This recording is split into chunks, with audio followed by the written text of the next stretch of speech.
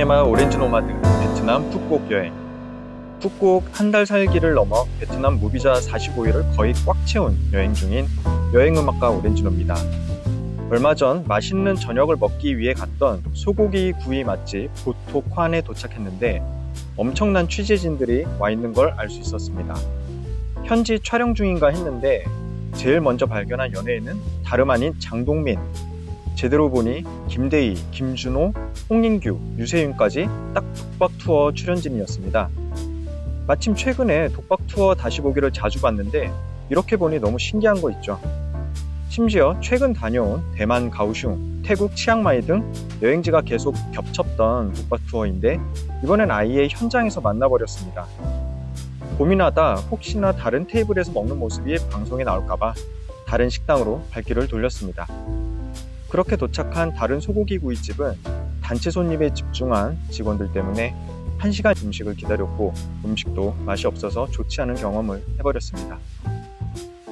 그래서 다음에 다시 방문한 보토콴. 베트남 식당들 중 이렇게 보토로 시작하는 이름들은 어린 송아지를 쓰는 고깃집이라고 보면 될 것 같습니다.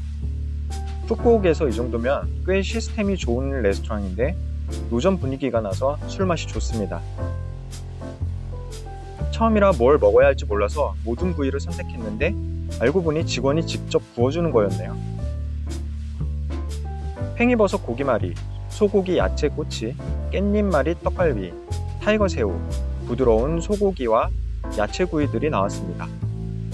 정성껏 구워주는데 매니저 같은 직원이 와서 계속 참견을 하더라고요.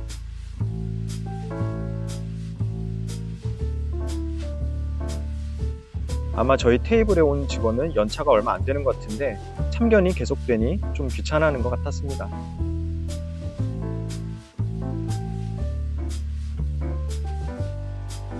이곳은 특이하게도 쌀국 맥주를 팔지 않고 하이네켄, 타이거, 비비나만 취급합니다. 타이거 병맥주가 제일 낫더라고요. 소곱창을 주문하니 영어가 가능한 그 매니저 같은 직원이 놀랍니다. 자신의 배를 가리키며 괜찮냐 물어봐서 알고 있다고 주문을 했습니다. 이분은 한국인들의 곱창 사랑에 대해 들어보지 못했나 봅니다. 특히나 더 잘 구워야 하는 부위라서 더욱 세심하게 구워주고 매니저의 참견도 계속되었습니다. 곱창이 특히 맛있었고 같이 구워주는 오크라, 마늘, 호박도 맛있었습니다. 꽤 잘 구워져서 만족했기에 마지막엔 팁도 줬습니다.